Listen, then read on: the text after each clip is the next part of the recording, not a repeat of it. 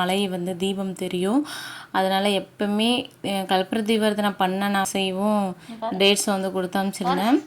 பாப்பா வந்து நானும் பாப்பாவே பால் கொஞ்சமாக இருந்துச்சு, டீ போடலான்ட்டு ஈவினிங்காக வச்சுருந்தேன். பார்த்தா தெரிஞ்சிருச்சு. அதுக்கப்புறமா காலையிலே மாட்டுப்பால் வந்து இங்கே வந்து வாங்கியிருந்தோம். இதுக்கு தனியாகவே ஊற வச்சு ஆட்டி வச்சுருந்தேன், ஆட்டி ஃப்ரிட்ஜுக்குள்ளே வச்சுருந்தேன். Evening hi friends, welcome to my channel. இன்றைக்கி என்ன விளாக் பார்க்க போகிறோன்னா, என்னுடைய செவ்வாய்க்கிழமை ஃபுல் டே ரொட்டீன் தான் வந்து பார்க்க போகிறோம். எப்பயும் போல் 4 மணிக்கெல்லாம் எழுந்தாச்சு. இந்த மாதிரி துண்டு கட்டி பார்க்கும்போது பார்த்திங்கன்னா லாங் ஹேர் இருக்கிற மாதிரி ஒரு ஃபீல் ஆச்சு. அதுக்கப்புறம் போயிட்டு பொட்டு எல்லாம் வச்சுக்கிட்டு தண்ணி வந்து தெளிச்சிட்டு கோலமும் போட்டுட்டு வந்து பூஜை பண்ணுறதுக்கான வேலைகள் வந்து ஸ்டார்ட் பண்ணிட்டேன். 3 நாள் வந்து பார்த்திங்கன்னா ஊருக்கு போயிட்டேன், பூஜை பண்ணவே இல்லை. லாஸ்ட்டாக வெள்ளிக்கிழமை பூஜை பண்ணது தான். சனிக்கிழமை வந்து பார்த்திங்கன்னா நல்லா தூங்கியாச்சு.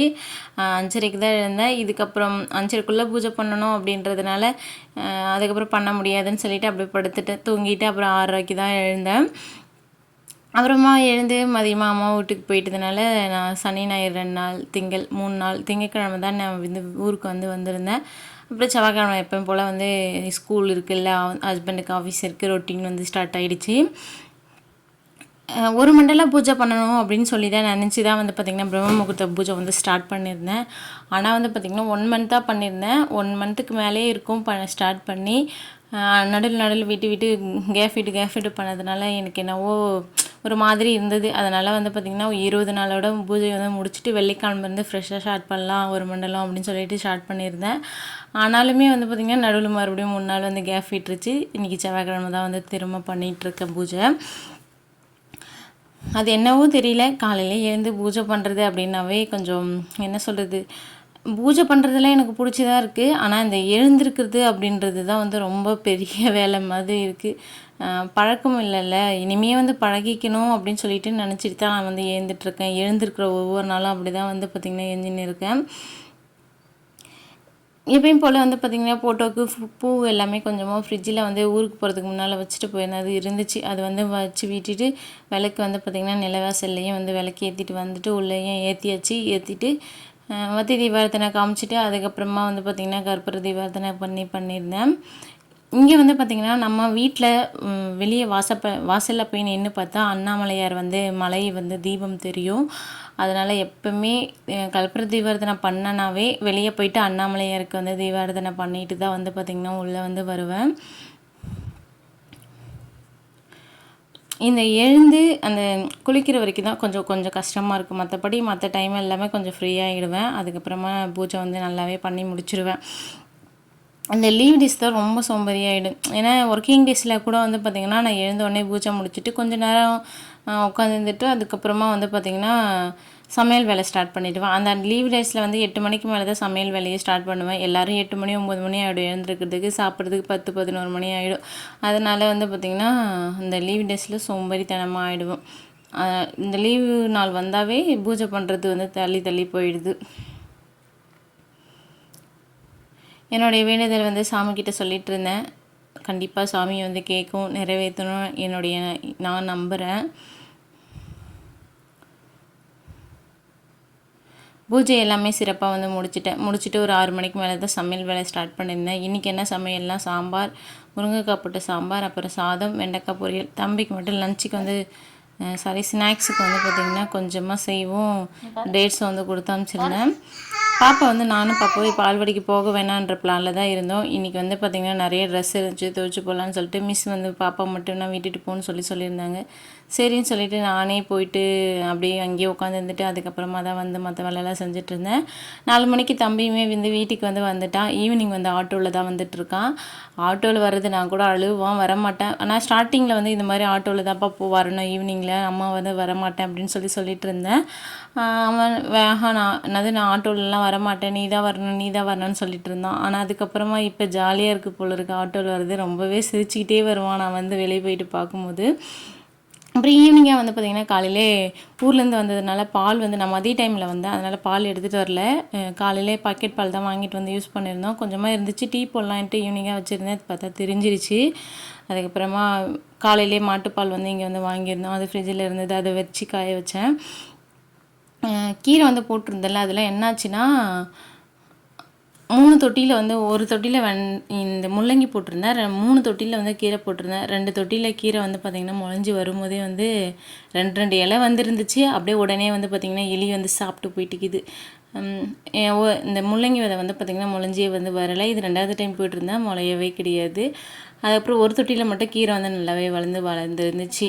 இந்த டைம் ஊர்லேருந்து வரும்போது எப்போயுமே அழுக்கு ட்ரெஸ் கொண்டுட்டு வருவேன். இந்த டைம் வந்து கொண்டுட்டு வரல. ஆனாலுமே வந்து பார்த்திங்கன்னா இவ்வளோ ட்ரெஸ் வந்து சேர்ந்துருச்சு. ஊர்லேருந்து போட்டுட்டு வந்த ட்ரெஸ்ஸு அப்புறம் காலையிலே மறுபடியும் திரும்ப வந்து குளிச்சுட்டு கழட்டி போடுது. ஊருக்கு போகிறதுக்கு முன்னால் வந்து குளிச்சுட்டு கழட்டி போட்டு போனது இதெல்லாம் 3-4 ட்ரெஸ் வந்து இருந்துச்சு. என்னன்னே தெரியல, இப்போலாம் ட்ரெஸ் வந்து துவைக்கவே முடியல. பேக் பெயின் வந்து வந்துருச்சு. இந்த வயசுலேயே பேக் பெயின்னா அதுக்கப்புறம் நம்ம என்ன பண்ணுறதுன்னு எனக்கே தெரியல. மாவு வந்து பார்த்திங்கன்னா 3 மணிக்கு வந்து ஸ்டார்ட் பண்ணியிருந்தேன் அரைக்கிறதுக்காக. ஒரு காலையிலவே ஊற வச்சுட்டேன் 9 மணிக்கு எல்லாமே மதியமாக ஆட்டலான்னு சொல்லிட்டு. ஆனால் என்னாச்சுன்னா பாப்பாவுக்கு வந்து தூங்க வைக்கிறேன்னு சொல்லிட்டு படுத்தேன் பாருங்கள். நானுமே சேர்ந்து தூங்கிட்டேன். ஒரு 2:30 போல் தான் எழுந்திருந்தேன். தோல் உளுந்து அப்படின்றதுனால வாஷ் பண்ணுறதுக்கு ரொம்பவே டைம் ஆகிடுச்சு. அப்புறம் 3 மணிக்கு மேலே தான் அரைக்கவே ஸ்டார்ட் பண்ணியிருந்தேன். மொத்தம் 5 பேட்ச் போடுவேன். 2 பேட்ச் உளுந்து, 3 பேட்ச் வந்து மாவு அரிசி போடுவேன். உளுந்து வந்து ஒரே பேட்சில் போடலாம். ஆனால் வந்து பார்த்திங்கன்னா அரைக்கிறதுக்கு ரொம்ப நேரம் டைம் எடுத்துக்குது. நல்லாவும் அரைய மாட்டேங்குது. அதனால் வந்து பார்த்திங்கன்னா 1/2 கிலோ தான் போடுவேன் உளுந்து. அதுவே 2 டைமாக பிரித்து போட்டால் கொஞ்சம் ஒரு 20 நிமிஷத்துலேயே வந்து நல்லாவே மழிஞ்சிடுது. நிறைய மாவும் கிடைக்கிது. அதனால் வந்து 2 டைமாக பிரித்து போட்டுக்கிட்டேன். இப்போலாம் நைட்டுக்கு வந்து மாவு இல்லாததுனால கொஞ்சமாக எடுத்து ஒரு பவுலில் வந்து மிக்ஸ் பண்ணி வச்சுட்டு தண்ணி வந்து சேர்த்து மிக்ஸ் பண்ணி வைக்கும்போது ஹஸ்பண்ட் வந்து 9 மணிக்கு மேலே ஆகிடும் வர்றதுக்கு. இப்போ வந்து டைம் வந்து ஈவினிங்காக ஒரு 5 மணி போல் ஆகுது. நல்லாவே வந்து புளிச்சிரும் 9 மணிக்கெலாம். அதனால் வந்து எடுத்து வச்சுட்டேன். அப்புறம் கொஞ்சமாக வந்து ரொம்ப நாள் ஆச்சு இந்த உளுந்து வடை செஞ்சு. உளுந்து வடை கூட சட்னி வச்சு தேங்காய் சட்னி வச்சு சாப்பிடும்போது செம்ம டேஸ்ட்டாக இருக்கும்.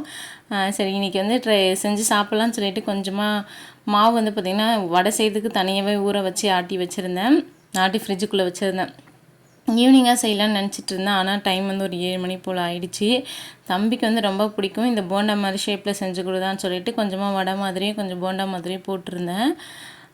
என்னாச்சுன்னா தம்பி வந்து எனக்கு சட்னி இல்லாமல் நான் சாப்பிடவே மாட்டேன் அப்படின்னு சொல்லிட்டான்.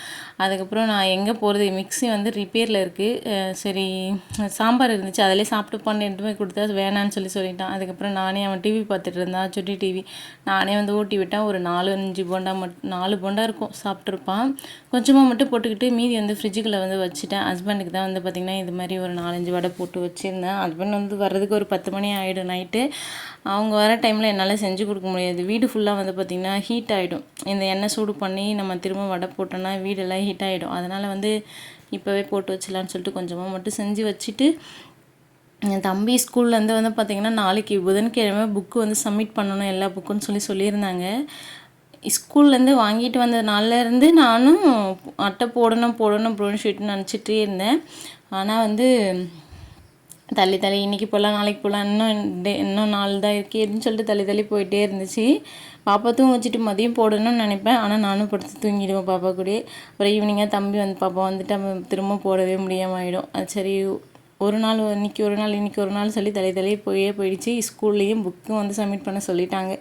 அதனால் நைட்டு வந்து உட்காந்துட்டு வடை செஞ்சு சாப்பிட்டுட்டு அதுக்கப்புறம் உட்காந்து ஸ்டார்ட் பண்ணது தான் ஒரு 10 மணி போல் ஆகிடுச்சி. அப்புறம் பார்த்தா அந்த பேப்பர் மாதிரி இருக்குல்ல அந்த ஒயிட் கலரில் அதுதான் வந்து போட்டிருந்தேன். ப்ரௌன் ஷீட் போட்டால் தம்பி வந்து கீழ்ச்சி போட்டுடுறான் உடனே. ஒரு வாரத்துலேயே வந்து பார்த்திங்கன்னா மேலே வந்து ப்ரௌன் ஷீட் வந்து இருக்கவே இருக்காது, எங்கே போகணுன்னே தெரியாது. அதனால் இந்த ஷீட் தான் வந்து பார்த்திங்கன்னா யூகேஜிலேருந்து போட்டுட்ருக்கேன். எல்கேஜியில் மட்டும்தான் ப்ரௌன் ஷீட் போட்டிருந்தோம்.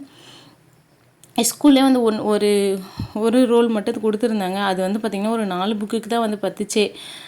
மீதி அப்புறம் ஹஸ்பண்ட் வந்து 2 ரோல் வந்து வாங்கிட்டு வந்திருந்தாங்க. அதுக்கப்புறம் தான் வந்து போட ஸ்டார்ட் பண்ணேன். ஹஸ்பண்ட் வந்து 10 மணிக்கு தான் வந்தாங்க. திரும்ப போட உட்காந்தது தான் 11 மணி ஆகிடுச்சி. ஹஸ்பண்ட் வந்து ஆஃபீஸ்லேயும் ஒர்க் பண்ணிட்டு வராங்கல்ல, நம்ம வெட்டியே தானே வீட்டில் இருக்கோம். அதனால் இந்த மாதிரி வேலைலாம் இப்போலாம் நான் தான் வந்து பார்க்குறது. நான் மட்டும் போட்டுகிட்டே இருக்கேன். காலியாகவே ஆகலை. கிட்டத்தட்ட ஒரு 7 புக்கு 6 நோட்டு கிட்ட இருந்துச்சு. 8 நோட்டு மொத்தம் 15 இருந்துச்சு. நான் மாட்டுட்டு போட்டுகிட்டே உட்காந்துட்டு இருந்தேன். தம்பி பாப்பா வந்து விளையாடிட்டு இருந்தாங்க அதிசயமாக. தம்பி வந்து கொஞ்ச நேரம் புக்கெல்லாம் எடுத்து கழிச்சு போட்டு என்னென்ன புக்குன்னு சொல்லி பார்த்துட்டு இருந்தான். பார்த்துட்டு அதுக்கப்புறம் பாப்பா விளையாடுறத பார்த்துட்டு அவனை வந்து கிளம்பிட்டான். பாப்பாவும் வந்து சிசரில் வந்து எடுத்துகிட்டு தான் இருந்தான். மிரட்டி நான் வாங்கி வச்சுட்டே இருந்தேன். அதுக்கப்புறம் கிச்சன் எல்லாத்தையும் அதுக்கப்புறம் தான் வந்து ஹஸ்பண்டுக்கு தோசை செஞ்சு கொடுத்தேன். செஞ்சு கொடுத்துட்டு சாப்பிட்டுட்டு கிச்சன் ஃபுல்லாக க்ளீன் பண்ணிவிட்டு படுக்கிறதுக்கு நைட்டு வந்து பார்த்திங்கன்னா ஒரு 11 கிட்ட ஆயிடுச்சு. இந்த விளாக் பிடிச்சிருந்தா ஒரு லைக் பண்ணுங்கள்.